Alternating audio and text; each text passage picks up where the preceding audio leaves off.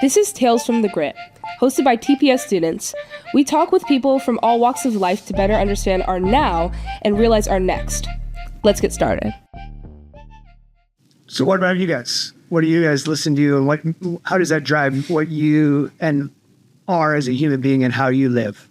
Well, I like Operation Ivy, very, very nice band. I like MDC a bit. So I don't know, that's just kind of like values, you know what I mean? A lot of what I listen to is of my values. Like, it's like, oh yeah, that's true. That's true. I can relate to that. And then that kind of motivates me to go and reflect those values on later in my day. And you? I agree with a lot of what Eli said. I think it's a lot about relatability.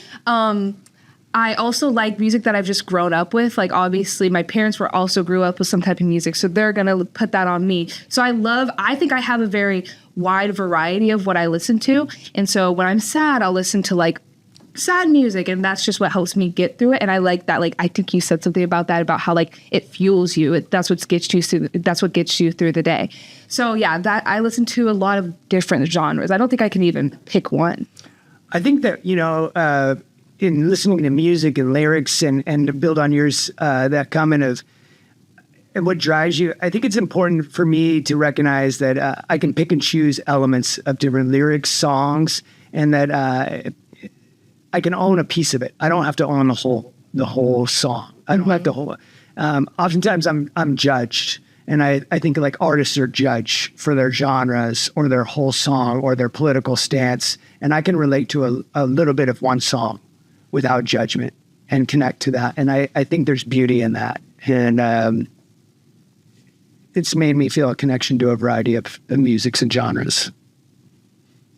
I'd really quick go back to the, sad. If I'm sad, right? Music's like a medicine for my soul, right? And I take two really cool tandem paths. Some days I don't know a single word of the song, but in my head I know every single word. And other times I rabbit hole down into this deep unpack of like, what is it really saying, right? Like, even full circle back to this Burn It Down as you unpack it, which on the surface sounds like, oh my gosh, it's so destructive.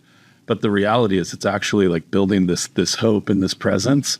So that resonates with me. It's like medicine for my soul.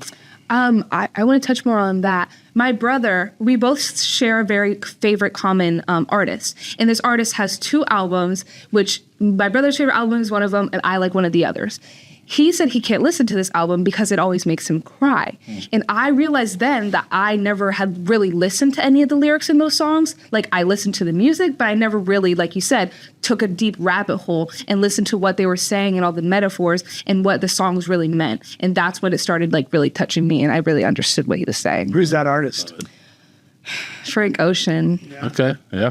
Music grows with me too. That's the other thing that I've learned in my life, and not only with the seasons, but moments in my life. There were artists that I didn't really connect with when I was younger, that I don't think I was mature enough to handle the lyrics or the moments, or maybe I was more mature and I couldn't, and maybe I'm getting more immature as I get older, but it grows with me as in different moments of my lives as well. All right. So it's kind of like you were saying, Adam, if you actually listen to the lyrics, there's a lot of magic and there's a lot of power in lyrics. And sometimes when they hit you, they become agents for change. So do you think you could share a line of a song that inspired you to put words into action? Maybe a program you've launched, a shift in how you connect with students, or a new community partnership that you've established? Yeah, I think I immediately, anytime anybody talks about lyrics, I immediately go to Incubus, right? One of my probably favorite all-time bands, and it's a song called "Out from Under," and there's the chorus is catchy, right? It was one of these songs just full circle to where I didn't know all the words, but I pretended like I did, and then deeper and deeper and deeper. But it's resist, unlearn, defy, right? And I think once again I'm starting to develop a theme here with my music in terms of like. But there's a line in there. It's like a fist bashing against like the air, right? Okay. Because I think so many times, like I've been really fortunate in my career to work with some really just phenomenal educators that wanted to do great things for kids. but needed almost that permission to resist, unlearn, and defy in order to build something new. Yeah. And so whether it was schools, we're pretty fortunate in Tacoma to have a lot of really innovative programs within our traditional schools, within our non-traditional schools, and I find that I gravitate towards that. And so it's almost like a theme song or a mantra that's constantly playing in my head when I get the opportunity to design with really passionate, committed folks. One theme that comes up again and again on this show is how diverse Tacoma is. I think that's what makes Tacoma so unique. Tell us about a musical artist or genre that you think accurately reflects the diversity and complexity of Tacoma. The beauty for me is growing up, I've always liked different music. I remember listening to Boy George and Culture Club, Frankie Goes to Hollywood, and then Judas Priest. And as I've gotten older, not being afraid to say, I love Marilyn Manson.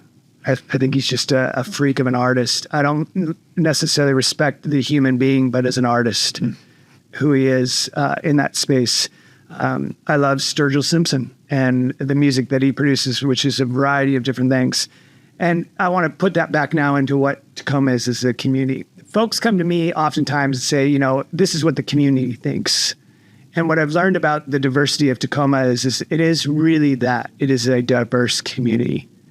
And it is not one. It is it's truly a patchwork of variety of voices and a variety of things and a variety of perspectives.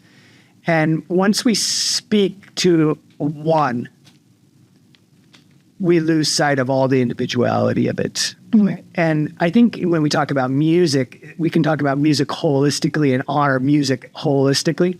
But we also have to pull that layer back and say, within there's so much beautiful fabric of each artist and honor that artist. And then within that artist, there's each artist has another great artist for me is Prince, man. Prince is just a rock star, amazing artist that has so much good music inside his catalog. Right. And recognizing that there's so much complexity in that.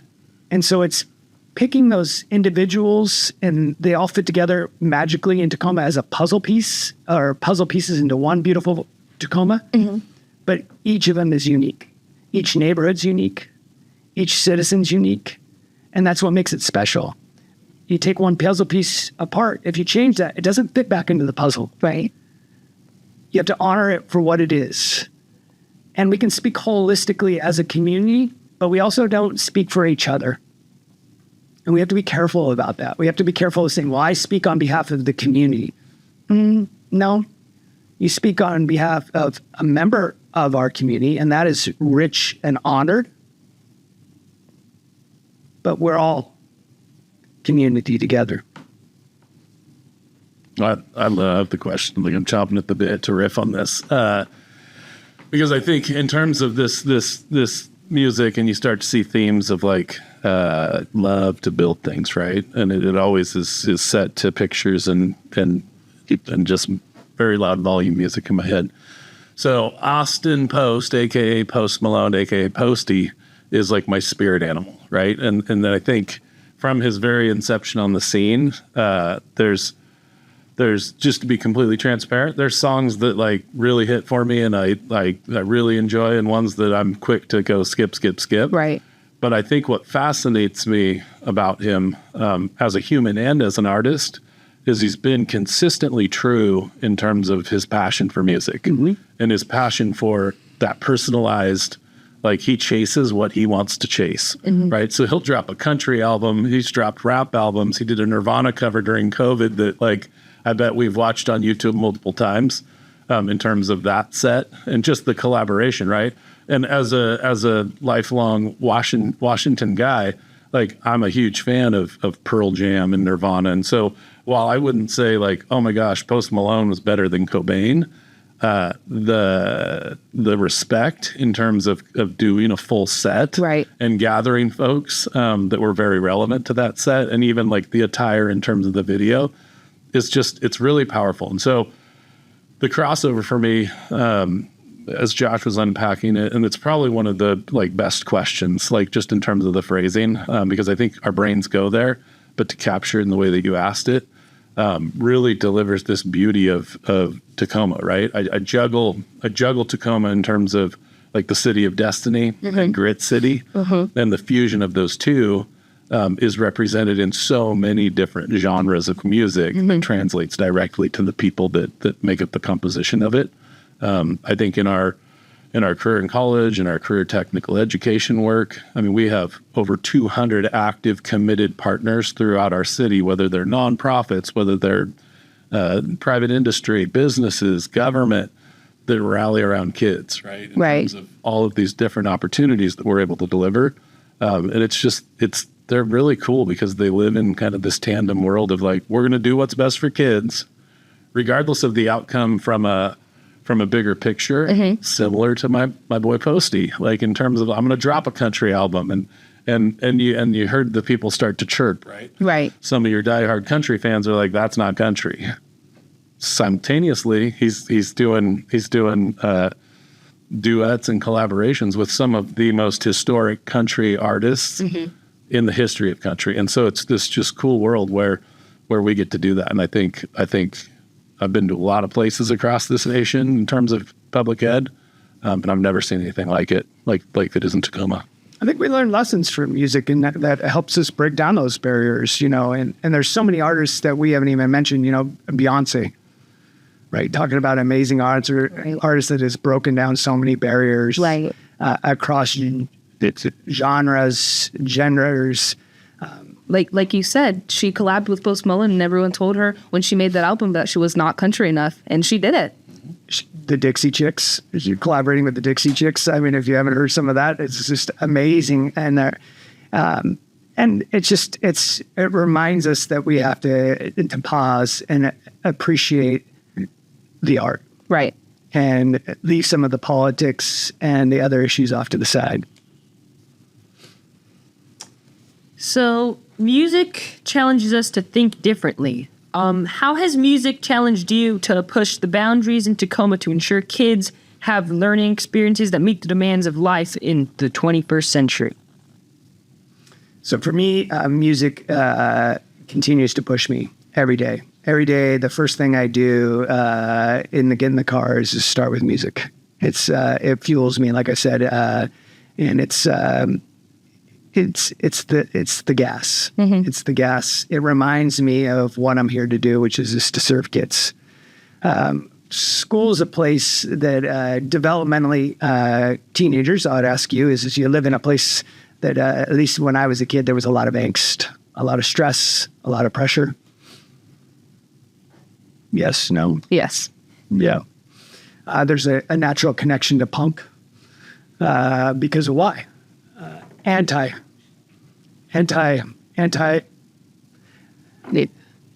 Go ahead. Anti why?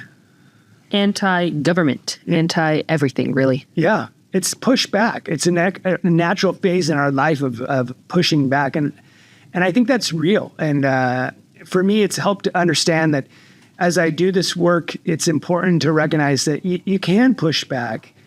Schools aren't broken. It's a matter of saying, how do we keep on pushing and saying, hey, for kids, not for the adults. Let's be really clear. But for kids to say, look, you're going through this phase in your life. These are safe boundaries for you to challenge yourself. You need a safe place to challenge yourself. You're not always right. Let's be clear. Yeah. But you need those boundaries and a safe place to say, like, I'm kind of freaking out. Yeah, you're kind of freaking out. And music inspires me in a manner to create environments and systems that allow kids to push those limits, whether it's the Maritime Skills Center, it's Beyond the Bell, it's rigorous classrooms, it's the new robotics center, and it just reminds me that we got to keep on pushing through edge. It's lifting up that underbelly of life and saying, look, there's still more out there.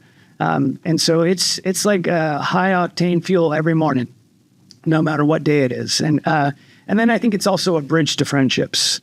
We haven't even talked about live music and the concerts and then feeling the crowd, right? And the high of feeling the crowd, which is a whole different podcast. I want to add just a small piece to that. I think we talk a lot about the future of future of ed and future of learning. And I think for me, daily, I think it gets clearer and clearer that we only know what we know, right? And I think I've been fortunate to do some really cool things with some really, really great people over the past few years. And I think like sitting where we're at in this studio, down the hall from Tacoma Online, is a cool nod to that. Like from the very inception, it was anytime, anywhere, anyone learning.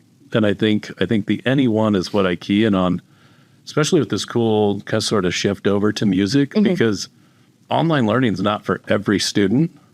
But what's been fun in terms of our commitment to each student, there are 1,200 full-time students and 800 students taking courses, right? And so it's this option in a district that's 28,000 plus students, right? Like it's really exciting to be able to stand and say, for those 1,200 kids, that's what's best for those 1,200. And we're committed to delivering that, right? And it's that anyone, it's this personalization to where Josh may thrive here, I may thrive here, and it's okay. I think music's the same way, right? Like there was a time in my life where, and I'm okay to admit it at this point because it's growing, it's growth, right? But like where like country was not my thing. And so I had went to college, had a group of guys across the dorm hall that would just, louder than loud. It was like stereo wars, right? And this is back in the days of like CDs, which crazy. But they would blare their country and we'd be like, oh my gosh, this is terrible. And up goes our NWA and other rap artists, because that was the genre at the time that I was in. But over time, what's cool is I grew to find a respect for that, to the point where it allowed me to open up my ears and my heart and my mind to actually really fall in love with even more genres, right? And I think that's the other thing that's been fun as I look back on my relationship with music. You had mentioned it right in the beginning, right? Even stuff my mom used to put on in the car, my brother and I would be like, oh my gosh, not again, not again. I can hear some of those songs today and it takes me immediately back to this really beautiful place. And so I think it's an exciting evolution. And I think that's what the goal of schools is that you guys have those moments. It's not necessarily that English standard that's posted on the wall, right? It's that moment of the classroom with friends or with a caring adult that you have, or this moment of, hey man, I got to have these podcasts that I got to facilitate, right?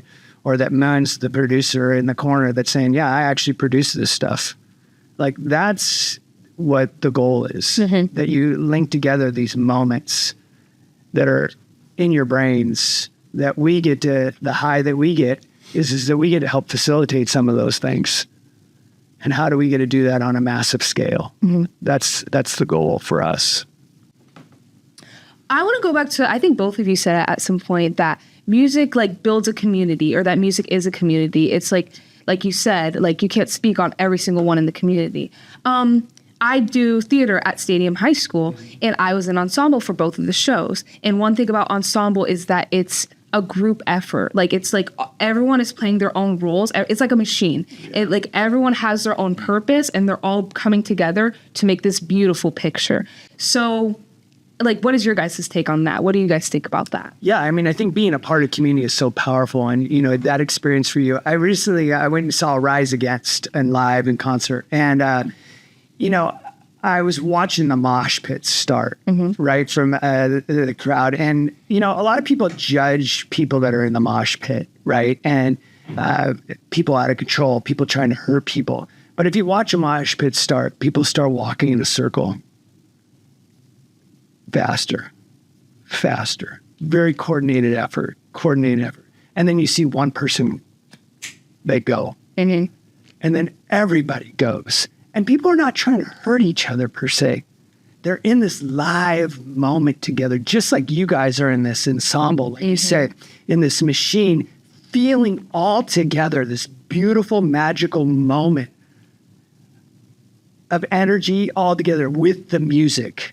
And that's just so magical, in my opinion, of seeing that. And so for you to experience that twice in your lifetime, twice in 1 year with your colleagues, I mean, wow, right? Wow, what an opportunity. And then for me to see that, I think that's the beauty of community when it's done without judgment or being a part of something where others may be judging, but you're a part of something that's so intimate amongst a group of community that who cares what they're saying? They don't know. They don't know the power of the time, the effort, and the magic of that. I think that's what the power of music and community is all about, and how schools orchestrate that, organize that. That's just like, that just makes my heart just like burst. Yeah, it's definitely, when you mention ensemble, right? It makes my brain dance. It makes my heart smile. I think growing up in music, and there was a time where I was very like, it's not embarrassed, but anxious about performing, right? And so I can remember in 7th grade being part of a barbershop quartet, which I don't expect anyone to know what that is, but it's essentially a four-member team, and it was 3 men and a tenor. And so tenors are higher, right? And so I was able to sing a little higher, but these 3 9th grade boys, and down to some goofy costumes and things like that. And for the longest time, I was like, I don't know if embarrassed is probably isn't the right word. Shout out to Kathy Gustafson if she ever listens to this podcast. She was my choir teacher for like all junior high and high school in Puyallup. But something you said resonated, because if one of us were sick or just flat out didn't show up, it doesn't go off. And I think, like, as you're sharing mosh pit, I have this visual, and then I'm immediately taken to an ensemble or this very interesting experience in my young life. And there's just this cool fusion. And then I immediately translate it into the things that we do in Tacoma. And it's from Jobs 253 to, like, the biggest advantage to CTE is I get to travel through all of our secondary schools with some extremely talented teachers delivering some just ridiculously cool opportunities. Like Miss Jameson's like phenomenal, right? Performance after performance, and that's the external like element of that. Right. And so to hear individuals unpack it, and she does such a good job of celebrating the kids and the relationships of it all. It's inevitable that it's going to be a pride point and this massive success, right? So we could riff all day. This is good stuff. I think I want to go back to one thing that you said again, is that, like, because we're so into it that we don't feel like we're going to be judged. And then I also want to connect that to what you just said about how Miss Jacobson is such an amazing teacher with, like, where when we're in the process, I mean, again, like you said, I can't speak for everyone, but I can speak for myself and what I've heard from my friends, that, like, we don't even care what other people think, because like our teacher, Liz Jacobson, our directors, like all this, everyone is so proud of us and we're so proud of ourselves that, again, like, even though I don't think many people do judge us, because I think we do pretty good. For sure. We just, no one cares. Like, I don't care if someone's going to laugh at us. Like, it's not that big of a deal. And you practice a lot. So you have confidence. For all the students out there listening, what advice would you want to give to a young person that wants to turn their passion into a purpose? I brought some lyrics for myself. Cypress Hill. No fans, no fame, no respect, no change. No women, and everybody blanks on your name. So you want to be a rock superstar. So my advice is you do things not for the fame. This work that I have fallen into, folks oftentimes say, well, you don't know, it's easy because you have a role. And I get blamed for a lot of things in my role.